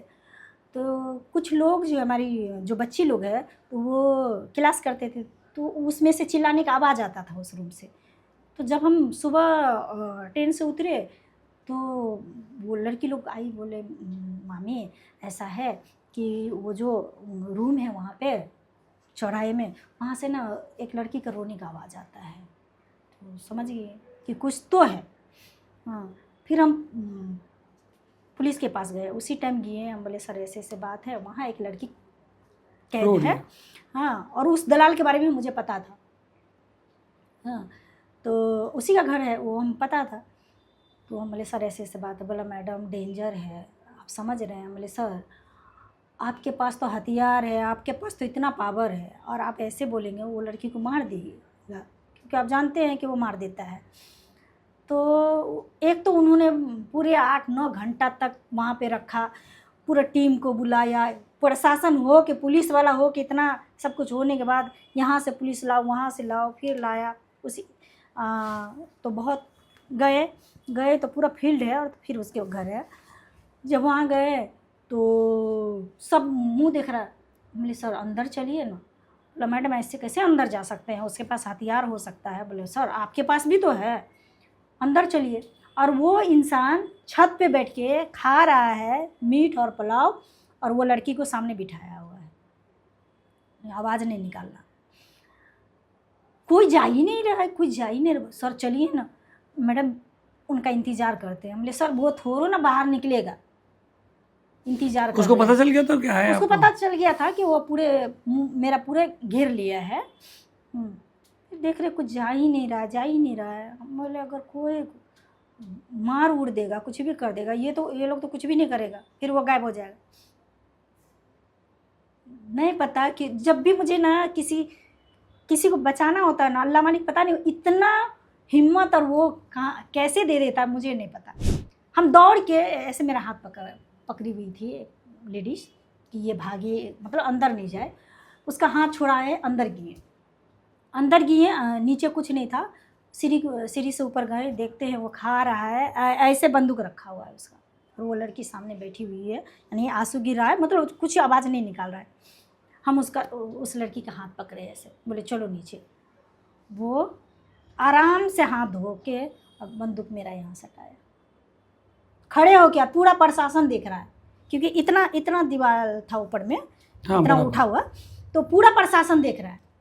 और वो ऐसे बंदूक सटाया था, और वो हम लड़की के हाथ पकड़े हुए थे। वो बोला फातिमा छोड़ दो, नहीं तो जान से जाओगी। पूरा देखो सब खड़ा है। बोले ठीक है। हम उसको दादा बोलते थे, बूढ़ा था, दादा बोलते। हमने ठीक है दादा, आप मुझे मार दीजिए, पर इसको छोड़ेंगे नहीं। लेकिन दादा आप मुझे मार दीजिएगा, आप बचिएगा, आप देखिए पूरा घेरा हुआ है आपको। बोला फातिमा तुम छोड़ दो, बस इतना जान लो कि तुम छोड़ दो, हाँ, नहीं तो तेरा बच्चा सब अनाथ हो जाएगा। बोले ठीक है, वो अल्लाह मालिक देखेगा, क्योंकि हर पल तो मेरा बच्चा सोचिए कि अनाथ ही की तरह है। तो ठीक है, अगर मुझे मार के आपको लगता है कि आप बच जाइएगा, हम मरने के लिए तैयार है, पर उस लड़की का हाथ नहीं छोड़े। उसके बाद मतलब बहुत पब्लिक भी जमा हो गया, बहुत सारा। अब सब दिख रहा है ना कि बंदूक ताना हुआ है, तो बहुत लोग जमा हो रहा है। मतलब 5-10 मिनट उसने मेरे ऊपर बंदूक तान के रखा। फिर पता नहीं क्या हुआ उसको, वो बंदूक नीचे किया और नीचे गया और गायब। अच्छा, गायब। और उस लड़की को लेके हम बाहर निकले। जैसे वो सीढ़ी पे मतलब जाने लगा ना, हम भी मतलब धीरे धीरे धीरे जैसे नहीं, क्योंकि मुझे पता था कि ये गायब गायब हो हो गया। गया। हम ऊपर से चिल्ला के बोल रहे हैं सर वो गायब हो जाएगा, सर नीचे गिया गायब होगा, कोई पुलिस अंदर बाहर ही खड़ी थी। बाहर ही खड़ी है, कोई नहीं जा रहा है। हम बोले सर नीचे गिया गायब हो जाएगा, सर नीचे, कोई पुलिस वाला जैसे लगता है सांप सूंघ लिया, कोई जा ही नहीं रहा है, वो गायब हो गया। मतलब उस ऐसा तहखाना बनाया था उसने कि यहाँ करने के बाद दूसरी जगह दूसरी निकलता जगह था। निकलता लड़की को ले पहली बार अंदर तो मेरा भी हिला हुआ था, यानी हाँ, कि obviously। स्कूटर है, बंदूक है, मेरा बच्चा है, सब याद आ रहा था। फिर सोचे चलो अगर अल्लाह मुझे इसी तरह मेरी मौत लिखा है, पर अब तो फंस गए हैं, मेरे ऊपर तना गया है, ना भाग सकते हैं ना छोड़ सकते, इससे अच्छा है कि चलो छोड़ेंगे नहीं, मरना तो अब मारेगा ही, क्योंकि वो इंसान बहुत खतरनाक। और उसको उम्र कैद की सजा दिलवाए हम, अच्छा, ऐसा पकड़वाए गया था। उसको, हाँ। पकड़वाए। लड़की नाबालिग थी। लड़की नाबालिग थी, तो उसको बचाए उसका। और फिर जानते हैं उसका सास ससुर सबको उसी अंदर में बंद करके रख लेता। और लड़की जब निकाले तो लड़की मेरे खिलाफ बयान दे रहा थाना में। अच्छा, हाँ, तो पुलिस वाला बोल रहा है मैडम ये लड़की तो आपके खिलाफ बयान दे रहा है। मुझे लगा कि कुछ तो, हमने सर ठीक है, हम आप भाग नहीं रहे हम आपके सामने, लेकिन कुछ तो है, मुझे लड़की से मिलने दीजिए, आप मुझे अरेस्ट कर लीजिएगा, जो सज़ा देना वो दीजिए, मुझे लड़की से मिलने दीजिए, 5 मिनट दीजिए, हम पता तो करें कि जो मेरे जिनका जान बचाएं वो मेरे खिलाफ गवाही दे रहा है, तो कुछ तो होगा। फिर वो बात किए, बोला कि से आपा उसी के घर में मेरा सास और मेरा पति बंद है, और उसने कहा है कि अगर हम यहाँ मुंह खोलेंगे तो फिर वो मार देगा। एक पुलिस वाला था वहाँ, हमने सुने सर आप जल्दी से जल्दी जाके उनको बचाइए, नहीं तो आपके खिलाफ आप ही करेंगे, वो दोनों मरेगा तो हम पूरा मीडिया में आपके खिलाफ दे देंगे। क्योंकि एक तो इस बच्ची को बचाने के लिए आप लोग अंदर नहीं गए, दूसरी बात कि जैसे इसने मेरे खिलाफ बोला तो आप तुरंत मेरे ऊपर हावी हो गए, क्योंकि आप तो घर में मिले उन लोग? मिला, गया तो मुंह में टेप ये करके बांध के रख लेता, फिर लेके आया, फिर लड़की ने सारा बयान दिया, वो जला हुआ था पूरा शरीर उसका, जो सिगरेट से छड़ से दाग दाग के पूरा शरीर को जलाया था, उसने पूरा मेडिकल हुआ। तो वो सबसे डेंजर केस था मेरा। बहुत सारी पिक्चरों में बताता है कि एक जगह पे, ये तो कोई एक घर में था, एक उधर है एक इधर है, मतलब पिक्चरों में जैसा बताता है, या जैसा एक रेड लाइट एरिया होता है, हर एक बिल्डिंग में कोठे रहते हैं, ये रहते हैं, वहाँ से कभी रेस्क्यू किया? वो हाँ, तो वहीं से, वहाँ अधिकतर तो वहीं से होता है, ये तो अलग घर बना के। तो वहाँ का कोई ऐसा केस है? क्योंकि वहाँ तो आजू बाजू में ही 550 लोग रहते हैं। हाँ, तो वहाँ का कोई ऐसा केस वहाँ है? तो पत्थर बरसाया गया था। अच्छा, कहाँ पत्थर पर? बरसाया गया था लालबत्ती एरिया में। एक तो एक डेंजर केस आया हरियाणा में, एक बच्ची को बचाने गए हरियाणा में, तो वहाँ पुलिस वाला खुद इशारा दे रहा है, और क्योंकि मुझे लड़ने की आदत है ये सब चीज़ का, तो मुझे ना पुलिस वाला पहले मुझे ये होता है समझ में आ जाता है। हाँ, उनका हुलिया देख के मुझे पता चल जाता है कि ये मुझे सपोर्ट करेगा या फिर ये दलाल का। तो जब हम टीम जा रहे थे ना, तो वो पुलिस वाला छत पे ऐसे इशारा दे रहा है, हाँ, तो ऊपर से पत्थर बरसना जो शुरू हुआ। अब पुलिस वाला को नहीं मार रहे हैं पर मुझे मार रहे हैं, तो इससे पता चल रहा है ना कि पुलिस, या तो पूरा पुलिस टीम है दिल्ली हरियाणा का, और उसके बीच में आप मेरे ऊपर पत्थर बरसा रहे हैं। पुलिस के ऊपर क्यों नहीं? क्योंकि पुलिस तो रेड करने आया है ना। अभी अगर हम तीनों जा रहे हैं कहीं किसी चीज़ में, तो तीनों ही हम लोग गुनहगार हैं, हम तीनों पे ही कोई भी हमला कर सकता है। तो आप दोनों को नहीं लग रहा है, मुझे लग रहा है। तो लेकिन फिर भी उस बच्ची को बचाए, फिर भी उस अच्छा, जब आप रेड मारने जाते हैं तो कुछ औरतें ऐसा बोलती है कि नहीं हमको छुड़ाओ, ये हमारे साथ ऐसा कभी हुआ है? हाँ, बहुत तो हुआ है। और कुछ ऐसा है कि जो औरत है, कुछ औरत ऐसी है कि अपनी बेटी को खुद ही बेचती है। यानी जैसे हम देह व्यापार में हैं और मेरी बेटी पैदा हुई, अब वो बड़ी हुई, तो मेरे बाद वो देह व्यापार में जाएगा, तो और हम ही डालेंगे उसको। आप उसको ये नहीं करते, उनको ये नहीं बोलते, बताते नहीं कि आपके एनजीओ? तो ये भी हुआ कि हमने उसके बाद देखे कि माँ क्योंकि एक बच्चे के लिए सबसे बड़ा ढाल माँ होता है, फिर माँओं का समूह बनाए, और समूह बना के फिर अब उस माँ को समझाना शुरू किए कि जो दर्द तुम भोगी हो, जिस जिल्लत की ज़िंदगी तुम जी हो, वो तुम्हारी बच्ची को मत दो। जो लोगों के सामने तुम नज़र उठा के नहीं, क्योंकि तुम्हें पता है कि बेकसूर हो, लेकिन फिर भी सामने वाला तुम्हें ही बात सुनाता है नीचे नज़र से, क्या वो ज़िंदगी तुम अपना बेटी को देना चाहती? तो फिर ये मुहिम शुरू हुआ और सब ने अपनी बेटी को स्कूल में डाला। आज बहुत बच्ची, मतलब कुछ बच्ची तो नौकरी भी कर रही है लाल बत्ती एरिया से, और बहुत सारा तो आपकी बात होती है कभी ऐसी बच्चियां अगर समाज में आती है, सोसाइटी में, तो उनके साथ कैसा व्यवहार होता है उनको जब किसी को मालूम पड़ता है? बहुत बुरा, बहुत, या लोग बताते ही नहीं, या मतलब क्योंकि पहले तो पहचान छुपा के सब रहता था। अभी ये जानिए कि हमारी नर जाति जो है, नर जाति जो अधिकतर ये नर जाति ही करवाते हैं, तो बड़े बड़े पद पे हैं, बहुत बड़े बड़े पद पे हैं। नर जाति मतलब आदमियों की?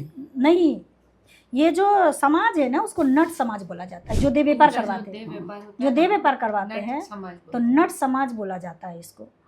तो इसमें बहुत बड़े बड़े पद पे लोग हैं, आईजी, डीआईजी, डीएम, नेता, आदमी लोग, और औरत लोग भी है, लेकिन वो अपने आगे नट नहीं लगाता है ताकि लोगों को पता नहीं चले कि हम इस समाज से।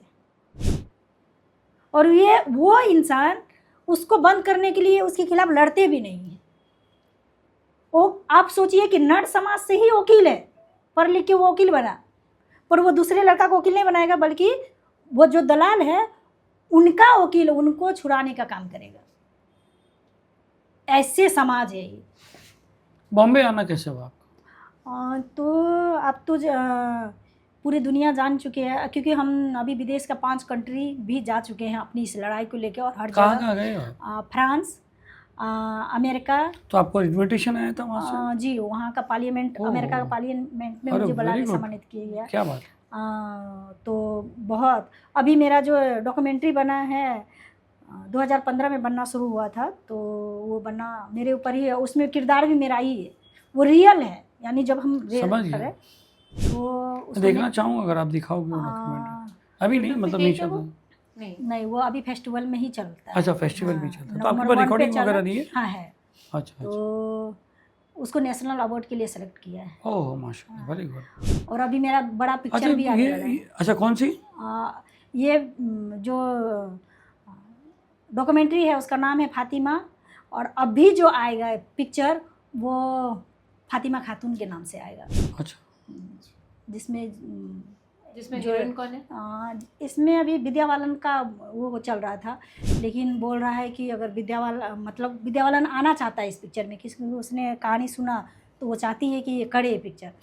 लेकिन कुछ लोग कह रहा है कि कंगना रनावत को लो, क्योंकि वो मुँह फट है और ये उस पर शूट करेगा, पता नहीं क्या वो होगा। तो प्रोडक्शन में क्या कितना पेमेंट भी होता है उनके ऊपर ही रहता है। फ्रांस, अमेरिका और कहाँ गए? ऑस्ट्रेलिया, कनाडा, और ये Australia, Canada, France, America, London, और पेरिस। पेरिस भी जाएगा। हाँ। माशाल्लाह, आई फीट आउट पिक्चर। ये सब वो लोगों की तरफ से आपको आता है हाँ, टिकट वगैरह हाँ। सब? इनविटेशन और सबका वहाँ अवार्ड जाके मिला है। वहाँ कैसे, वहाँ पर आप जाके उनकी लैंग्वेज में कैसा बोलते थे? नहीं, वो ट्रांसलेटर जाता था, ट्रांसलेटर साथ में। वहाँ भी रखता था और इधर से भी जाता था। क्या बात? हाँ।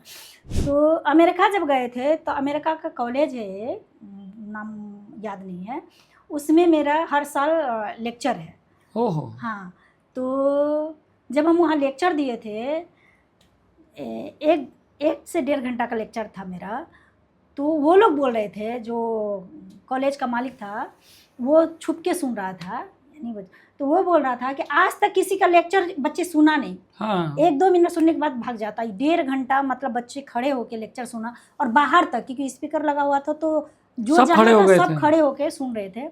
और फिर सोचिए कि कितना घंटा मुझे वहाँ खड़ा होना पड़ा था, क्योंकि कोई बच्चे ऐसा नहीं था जो गले लग के नहीं जाना चाहता था। अच्छा। उसमें से 4-5 लड़की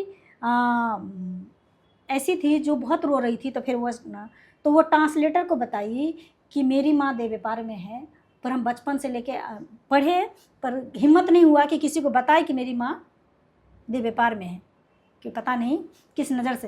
लेकिन आज मैं खुलेआम सबको बताना चाहती हूँ कि मेरी माँ देह व्यापार में है और मुझे पढ़ा रहा है। तो मुझे पार्लियामेंट में सम्मानित किया गया था, और उसी दिन वो वहाँ के जो तो हिंदुस्तान के पार्लियामेंट ने आपको सम्मानित किया है क्या? अमेरिका का नहीं, यहाँ पे क्या है? यहाँ गृह मंत्री, कानून मंत्री, मुख्यमंत्री, ये सब कर दिए हैं। नरेंद्र मोदी से अभी नहीं मिले। मिलने की तमन्ना है मोदी जी से? बिल्कुल मिलेंगे। जी जी। तो वो क्या है, राहुल गांधी से भी नज़र मिले अभी हैं। तक आप पे पड़ी नहीं क्या? हाँ, शायद नहीं पड़ी होगी। राहुल गांधी क्या क्या बोले क्या?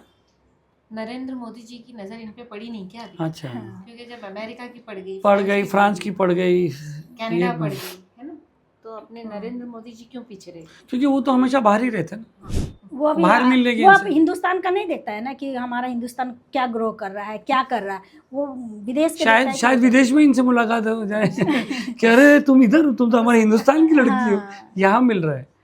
अच्छा, आपने कुछ कराटे वराटे सीखा है या कुछ ऐसा सीखा है, हाथ में गन चलाना या ऐसा कुछ सीखा है? नहीं, मैं पूछ जानना लाठी चलाना नहीं, मैं जानना चाहता हूँ नहीं, क्योंकि आप इतना डेयरिंग बिल्कुल करते हो। भी नहीं, बिल्कुल हर आदमी, हर औरत, हर आदमी नहीं करे। नहीं, बिल्कुल आदमी नहीं करेंगे, क्योंकि मुझे औरत की ये तो सब दूर की चीज का बात ना है। वो नहीं मिला ना। आप सोचिए, जब कोई मुझे इंग्लिश में मैसेज करता है ना तो सोचते हैं क्या, मतलब अब भैंस के आगे बिन बजाने वाला नहीं, काम मगर होती आजकल है। तो बहुत सारे सिस्टम्स हाँ, हैं तो मोबाइल बहुत- वगैरह नहीं, में। वो तो मेरी नहीं कर बच्ची लोग पाते। पढ़ के सुनाते हैं। हाँ, अच्छा, अच्छा। क्योंकि नहीं मेरे कर बच्ची लोग सब पढ़े भी है ना, क्योंकि जो बचपन हम नहीं क्या जिए कहती है ना। आपकी बच्ची लोग, आपसे प्राउड है? पहले तो मेरी बच्ची, क्योंकि फोन आता था ना तो रात के 1 बजे 12 वहाँ पे बजे दिन रहता था। नहीं यहाँ नहीं है जब वो अच्छा, करते हाँ, अपना रेस्क्यू बिहार के में, लिए। तो निकल जाते थे। तो मेरी बेटी बोलती थी, मेरी बड़ी वाली बेटी, हम बोलते थे ना कि पढ़ा रहे हैं इसीलिए तुमको भी का लड़ना है। बोल पागल हो गई हो क्या, सोशल वर्कर बनना है? सोशल वर्कर बड़का पागल होता है, और तुम्हारी तरह अपना घर द्वार छोड़ के। और कभी कभी बच्चे के बर्थडे होता था, कुछ भी होता था, ये सब उनकी प्रोग्राम होता था स्कूल में, तो अब मुझे बच्ची को बचाने जाना है तो बहुत नाराज़ होती थी, बात नहीं करते, हट, फ़ोन ब्लॉक कर देती थी हमको। हाँ, रोने तोने वाला, गुस्सा वाला फ़ोटो डाल के ब्लॉक कर देती थी। तो है, इतना मीटिंग नीतीश कुमार भी नहीं करता, ये उन्हें पूरी दुनिया पर है तुमको ये। आज मुझे लगा कि मुझे उनको जोड़ना चाहिए, और 2 साल से उस बेटी को हम अपने साथ इस एनजीओ में जोड़े हैं। और जब वो मेरा डॉक्यूमेंट्री देखा ना, क्योंकि उस टाइम मेरा क्या हाल होता है वो रेट पता में, चला उनको। तो उसने इतना रोया। उसने पहली बार गोवा गई थी, गोवा में चला था डॉक्यूमेंट्री, तो उसको लेके गए थे जब वो, तो मतलब उस दिन से वो एक ही चीज़ कहता है कि कोई जॉब नहीं करेंगे, सिर्फ सोशल वर्कर, वो भी अपनी इस लड़कियों की। अच्छा, कोई बच्ची को ऐसा उठा के लेके आए थे, चोरी करके लाते, ऐसे भी केस आए आपके सामने?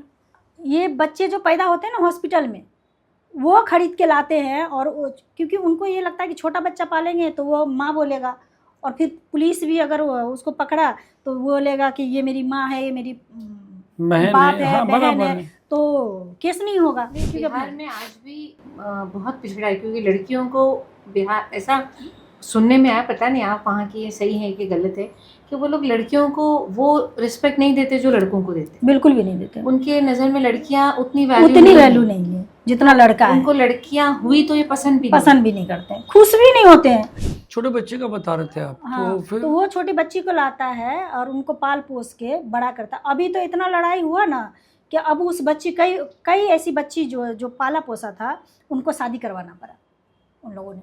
अभी तो ऐसा हो गया है कि बहुत इंसान डर के मारे कि जेल नहीं जाए, शादी करवा देता है। और फिर जब शादी होता है तो हम प्रशासन को रखते हैं कि बाकायदा इसका वीडियो बनना चाहिए इस शादी का, किसी बहाने से इस लड़की को छोड़ा। क्योंकि शादी करने के बाद एक चीज़ और भी चला था कि शादी करने के बाद जो है ना, कुछ ही दिन में उस लड़की को डिवोर्स हो गया।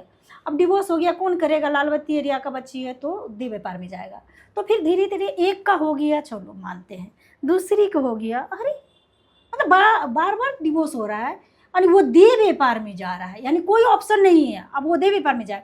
फिर मुझे लगा अरे ये तो एक मतलब फॉर्मेट बना दिया। इधर से नहीं तो इधर से लड़की को डालना है। फिर कोई अति डिवोर्स नहीं होगा, और अगर डिवोर्स होगा तो फिर लड़का जेल में जाएगा, और लड़की का पूरा, लड़की जिससे भी शादी करेगी अपनी मर्जी से करेगी, जब वो शादी करेगी वो सारा खर्च उनका ससुराल वाला देगा। फिर अभी वो बंद हो गया। अब जो शादी करता है डर के मारे, पुलिस रहता है, वीडियो बनता है पूरी एनजीओ की तरह, तो अब वो डिवोर्स ही नहीं दे सकता है। और दूसरी कि एक चीज़ और, क्योंकि हमने देखा कि जो ज़्यादा एज हो जाती है ना औरत को, तो उनको क्या करते हैं, जब किसी काम के नहीं रहता है, बूढ़ी हो जाती है, तो उसको रेलवे स्टेशन या कहीं भी भगा देता है, भीख मांगो, चलो करो। तो फिर इसके खिलाफ भी हम लड़े। और जो दलाल है उसका जो ज़मीन है, जितनी भी प्रॉपर्टी है, उस पे आधा हिस्सा दिलवाए। इसके लिए बहुत जंग लड़ना पड़ा, क्योंकि कुछ ऐसे लोग हैं जो सिर्फ ये जो नर जाति नहीं चलाते, ये अच्छे अच्छे लोग चलाते हैं इसको। जी। वो रखते हैं, वो बाहर रहते हैं, यहाँ से उनको पैसा जाता है। और किसका है तो फन्ना इंसान का है, ये टीम पूरी। हाँ, तो फिर उनके तरफ आंख उठा के देखने का हिम्मत नहीं है किसको। मैडम बता रहे थे कि आपकी कमाटीपुरा में भी अभी आप जी, जी, जी। जाके आए, आप गए हो कमाटीपुरा? हाँ, पिछले साल वहाँ अवतार पार्टी भी रखे थे। पार्टी का की? अवतार दावत। अच्छा, आपने रखा था, आपके एनजीओ ने? हाँ, तो अभी सोच रहे हैं कि वहाँ भी, क्योंकि हो सकता है कि वहाँ भी ऐसी कोई बच्ची हो जो जबरन फंसी हुई होगा, जिनको निकालने वाला कोई चाहिए। तो ये, और पिछले साल इस लड़ाई को जब देखा कि बचपन से लेकर आज तक कभी हिम्मत नहीं हारी या नहीं टूटी, तो मेरे बच्चे के ऊपर हमला किया। मेरा 13 साल का बेटा है, अभी हम आपको तस्वीर दिखाएंगे। उसे इतना मारा गया कि यहाँ का हड्डी फ्रैक्चर, यहाँ नाक, ये दांत जल गया। और जब उस बच्चे को सरकारी हॉस्पिटल लेके, मतलब हॉस्पिटल तो समझ में नहीं आ रहा था कि तब ब्लडिंग जा रहा है बच्चे का, मतलब बहुत हाल, तो हॉस्पिटल के अंदर मेरे बेटे को बंद कर दिया था। और अगर बेटे को निकालना है हॉस्पिटल से, किसी डॉक्टर के पास ले जाना था, 5 लाख रुपया रखो और जाओ। आप सोचिए कि उस टाइम सच में हम इतनी बेबस हो गए थे, इतनी मतलब ऐसा हो गए थे कि कुछ भी समझ में नहीं, ऐसा लग रहा था कि इस दुनिया में नहीं है। क्योंकि जब औलाद पे आता है ना, 1,75,000 उस दलाल के हाथ में हम दिए। अच्छा। अपने बच्चे को बचाने के लिए। हम बोले बाकी आके देंगे, आपको चाहिए 5 लाख रुपया देंगे। और अपने बेटे को वहाँ से लेके, यानी उस टाइम उस दलाल का पैर पकड़े थे अपने बच्चे को बचाने के लिए। क्योंकि उस टाइम मुझे समझ में नहीं आ रहा था कि ये दलाल है, ये कौन है, कुछ नहीं, सिर्फ मेरा बच्चा नज़र आ रहा था। और बेटे को जब हॉस्पिटल नेपाल में भर्ती किए,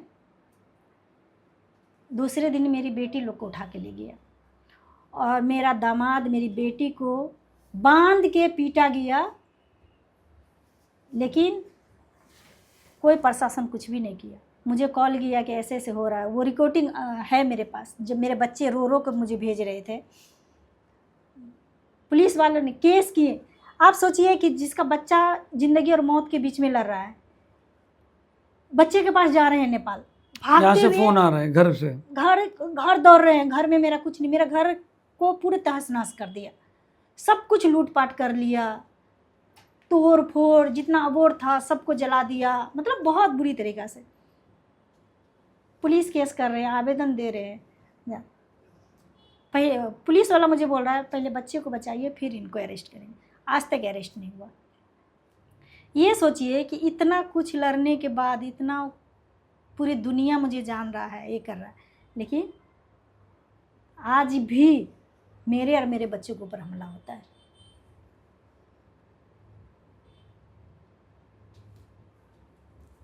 तो अभी जो है हम अपने बच्चे को जो है नेपाल में शिफ्ट किए। लव मैरिज करके लेके आते और बेचते हैं, वो ऐसे कुछ केस है? बहुत केस होते हैं, बहुत ज़्यादा है। क्योंकि प्यार, अधिकतर लड़की प्यार ही में आती है और लोग प्यार नहीं करते हैं। प्यार नहीं करते हैं बाद में।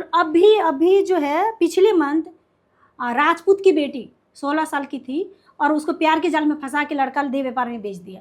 और वो रात में लड़की को बेचा और सुबह उसको देह व्यापार में डालने वाला था। और लड़की पढ़ी लिखी थी, यानी पढ़ाई कर रही थी।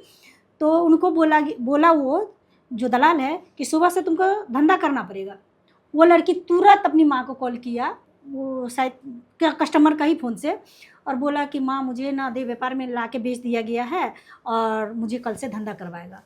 उसकी माँ, मेरे पास वीडियो है, उसकी माँ जो पुलिस को कॉल किया, पुलिस निकाल नहीं पाया। पुलिस मेरे पास, मेरे ऑफिस आया और मुझे हाथ जोड़ के बोला कि प्लीज़ मैडम मदद करिए पुलिस का इस बच्ची को बचाने में।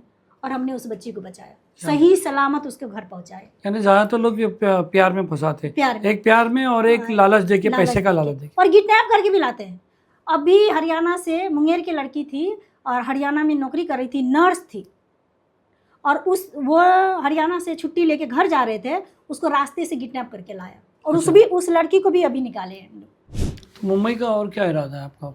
यहाँ पर अभी?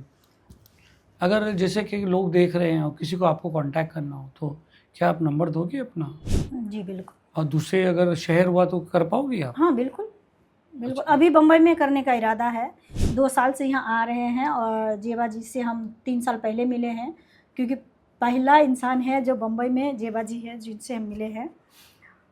और अभी डॉक्टर कासिम साहब, कौन? कासिमा। अच्छा, हाँ, कासिम इमाम साहब। तो अभी जेबा जी हमें सपोर्ट कर रहे हैं, पूरी टीम सपोर्ट कर रहे हैं हमारी एनजीओ को इस लड़ाई में, ताकि पूरी दुनिया, पूरी बम्बई मुझे जाने कि हम क्या काम कर रहे हैं, बच्चियों के लिए लड़ रहे हैं, तो पूरा बम्बई मेरा सपोर्ट करे। जी जी जी। तो दोस्तों ये एक दास्तान थी कि कैसे एक 9 साल की बच्ची की शादी होती है और उसके बाद का इन्होंने जो सफ़र बताया था। जब ये बता रहे थे तो मैडम ऐसा लग रहा था कि अपने सीन में वो एक विजुअलाइजेशन आ रहा था कि ये फंसी हुई है, दिमाग पे बंदूक है। वो अपन क्राइम पेट्रोल देखते हाँ हाँ हाँ, तो ऐसा लग रहा था कि वो तो ऐसा पूरा लग रहा था कि सीन अपने पिक्चर सामने में, आ हाँ, रहा था वो टाइप जो इन्होंने बताया कि पूरा ऐसा। सोचो इन पे क्या बीती होगी। तो मैडम कहीं ना कहीं जब 5 कंट्री 6 कंट्री के लोग ने फातिमा, पूरा नाम क्या बताया आपने? फातिमा हौसला फाउंडेशन, फातिमा हौसला फाउंडेशन। हौसला फाउंडेशन की पूरे वर्ल्ड ने रिकग्नाइज़ किया, मगर हमारे हिंदुस्तान की गवर्नमेंट ने अभी तक इनको रिकग्नाइज़ नहीं किया। इनको रिकग्नाइज़ करना चाहिए, इनको कहीं ना कहीं बहुत ज़्यादा सम्मानित करना चाहिए, क्योंकि बहुत ऐसे कम लोग रहते हैं जो अपनी जान जोखिम डाल के, आपने तो अभी पूरी दास्तान सुनी। और ज़ेबा मलिक जी का भी बहुत बहुत शुक्रिया कि ऐसी हस्ती को आज हमारे छोटे मोटे स्टूडियो पर लाए। कुछ लड़कियों को संदेश देना चाहोगे आप? हाँ जी, कि देख, हम बस उन बच्चियों को बोलना चाहेंगे और उन औरतों को भी और उन लड़कों को भी, जो प्यार करते हैं ना बेटा, वो प्यार नहीं होता है, क्योंकि प्यार के जाल में आपको फंसा के और आपकी ज़िंदगी, आपके सपने और आपकी सम्मान सब ख़त्म कर देते हैं। इसलिए माँ बाप का बात सुनिए। माँ बाप चुनते हैं जो चीज़, जो इंसान को चुनते हैं, वो आपके लिए बहुत सही होता है। क्योंकि हम ये नहीं कहते कि प्यार के खिलाफ है, प्यार होता है, पर हर इंसान प्यार नहीं निभाता है, क्योंकि प्यार के जाल में ऐसे इंसान फंसा के और आपकी पूरे अस्तित्व को ख़त्म करता है। इसलिए वो आजकल प्यार खिलौना बन चुका है। और मुझे हम यही बोलना चाहेंगे कि हम भी प्यार किए, प्यार करके शादी किए हैं अभी। जी, मैं उसी पे आ रहा था। मेरा सवाल रह गया था कि आपकी जो सेकंड मैरिज हुई है, जो जी, आपके हस्बैंड नीचे बैठे जी। हुए हैं, उनसे कैसे मुलाकात हुई? शॉर्ट में बताइए, एकदम जी, शॉर्ट में। 2000 उनको सब बताया आपने? केबीसी से आने के बाद पूरा फेमस था, तो हर इंसान अच्छा, यानी केबीसी के बाद शादी हुई? केबीसी के बाद शादी तो हुई। ऐसा तो नहीं तुम्हारा 25 लाख का चेक देख के वो रेडी हो गए? शायद हो भी सकता है, हो भी क्योंकि सकता हो है। भी सकता है, ये भी हो। जी जी जी। लेकिन मैं अपनी पति के बहुत सम्मान करती हूँ, क्योंकि जब इन्होंने मुझसे शादी किया तो इनको भी बहुत कष्ट हुआ है। अच्छा, इनके हाँ, इनके सोसाइटी में ऑलरेडी हम 6 बच्चे के माँ थे। ये मुस्लिम है, पर ये जाति से नहीं है, ये सिख है। तो जब इनको पता नहीं कैसे प्यार हुआ, क्या हुआ नहीं पता, मुझे तो प्यार का मतलब नहीं पता था, मुझे प्यार पर दोस्त बने। और क्योंकि हम दोस्ती भी करना नहीं चाहते थे, तो पूरी टीम ने बोला कि चलो देखो, हर इंसान तुमसे दोस्ती करना चाहता है, सब तुम्हारा मतलब साइन लेना चाहता है, ये तो चलो, वो भी बेचारा चलो रहने दो, यानी तो उम्र में हम उनसे बड़े भी हैं। अच्छा, हाँ। और फिर एक दिन उसने बोला कि हम आपसे बहुत प्यार करते हैं, तो फिर मुझे लगा कि एकदम ऐसा फिल्मी कुछ हो रहा है नहीं। मैम, नहीं, सब फिल्मी हो रहा है। तो उसके बाद जो है 2015 में हम लोग मतलब ऐसा हुआ, दोस्ती हुआ। उसके बाद 2016 में हम लोग शादी किए। लेकिन मेरे पति ने मुझसे अनाथ बन के दोस्ती किया था, अनाथ बन के प्यार किया। बाद में पता चला कि पूरे खानदान है अच्छा, इनका। ऐसा तो नहीं मालूम पड़ा कि शादीशुदा है पहले हाँ, से? पहले से शादीशुदा थे? नहीं, पता नहीं, अच्छा, इसके नहीं बारे में नहीं जानते हम। लेकिन हाँ, इनके परिवार ने एक्सेप्ट शुरू नहीं में किया? नहीं किया, क्योंकि अभी तो सब ठीक हम है ना? दोनों को जान से मारने के बहुत कोशिश किया, उन लोगों ने बुला के जान से मारने का कोशिश किया मुझे अभी सब ठीक है? और इन्हें भी। तो उनको पता ही नहीं था कि फातिमा को पूरी दुनिया चाहता है, और अगर उसके ऊपर हमला करे तो दुनिया वाला मुझे छोड़ेगा नहीं। क्या तो फिर पूरा अररिया क्या पूरा बिहार हिल गया। और उनको क्योंकि जो एसपी डीएसपी डीएम पूरे उनके घर पे गए और इतना सा खरोच आया, इसको तुम अपने बेटे को क्या करोगे नहीं जानते, पर इनको अभी ये शादी की है तो ये दोनों को खरोच आया। तो फिर तो अभी जो है इनकी पूरे परिवार प्यार सही है, करते हैं। हाँ, प्यार भी करते हैं, डरते भी है, डरते भी है। डर की वजह से प्यार होगा, जी, जी। है ना। तो बहुत लेकिन हाँ, मुझे कहीं ना कहीं तभी मुझे एहसास हुआ कि लाल बत्ती एरिया से जैसे आपका नाम जुड़ता है तो लोग दूर दूर हो हो जाते जाते से हैं। देखते हैं। और फिर आप कितने भी अच्छे काम करते हैं, आपको उस कैटेगरी में देखा हाँ जाता है। उस वो कैटेगरी से respect देखा नहीं जाता है। तो आज पूरी दुनिया, पूरे भारत, क्या पूरे विश्व से कहना चाहते हैं कि ऐसा नहीं है कि अगर आपके नाम लाल बत्ती एरिया से जुड़ जाए तो आप ऐसी औरत बन गए जो सम्मान के लायक नहीं है। अगर वो लाल बत्ती एरिया में अगर मेरा शादी हो गया तो मेरा कसूर है नहीं ना। अगर किसी बच्ची का वहाँ जन्म हो गया तो उसकी कसूर है नहीं ना। कसूर है उस खरीदार का। अगर खरीदार नहीं आएगा तो वो बच्ची नहीं बिकेगी। कितना दिन वो बच्ची लड़की लोग को बिठा के रखेगा? और माँ बाप जो बेचे, अरे वो कितना दिन ये करेगा? जब खरीदारी नहीं आएगा, मान के चलिए कि हम देह व्यापार में चले गए, अब जब खरीदारी नहीं आएगा हमको खरीदने के लिए, कितना दिन ये भूख मरेंगे? थक हार के कोई दूसरे धंधा करेंगे। सही बात है। तो ये सबसे बड़ा दोषी है तो वह खरीदार है। अगर आप खरीदने नहीं जाइए, वो लड़की कभी नहीं बिकेगा। और हम वो खरीदार से कहना चाहेंगे जो बच्चियों को खरीदता है कि आप उनका एक बार रेप करते हैं, और वो रेप बलात्कार, क्योंकि आप तो बलात्कार ही कर रहे हैं, अब उनकी शादी करके थोड़ा ना उनका सम्मान और इज्जत दे रहे, लेकिन उसकी पूरी ज़िंदगी, उनकी जो सपना है, आप जानते हैं जब किसी लड़की को देह व्यापार में डाला जाता है तो वो इतनी नशा करती है, वो अपनी इसमें नहीं होश में नहीं रहती। हम जब सवाल किए ना कि ऐसा क्यों करती हो, बोला कि अगर नहीं रहेंगे, अपनी दुनिया में रहेंगे तो मर जाएंगे, क्योंकि बहुत सारे सपने जगेगा। दुनिया देखते हैं, टीवी चलाते हैं, ये देखते हैं, वो देखते हैं, वो अरमान जगेगा जो हमारा पूरा नहीं हो सकता। जी जी, बहुत बहुत शुक्रिया आपका यहाँ पर आने का और इतना वक्त देने का। इतनी महान हस्ती नहीं मालूम थी, इंटरव्यू के बाद मालूम पड़ रहा है कि कोई महान हस्ती है। अरे मुझे अक्षय कुमार भी सम्मानित किए हैं। अच्छा, अक्षय नारी कुमार शक्ति से। जी जी। हाँ, क्या बोलते हैं, मनोज तिवारी भी किए हैं। मैडम अभी प्रियंका जो चोपड़ा क्या भी आपने किए। मेरे लिए लाया ना, मैं उठा के अभी मैं इनको हाँ, सम्मानित कर दूंगा। प्रियंका जी, वही चोपड़ा करना भी है। किए हैं। जी जी, वेरी गुड। क्या तो फोटो मुझे दे देना आप, हाँ, तो मैं बिल्कुल। ये कर देंगे। हाँ। तो बहुत बहुत शुक्रिया हमारे स्टूडियो में आने का।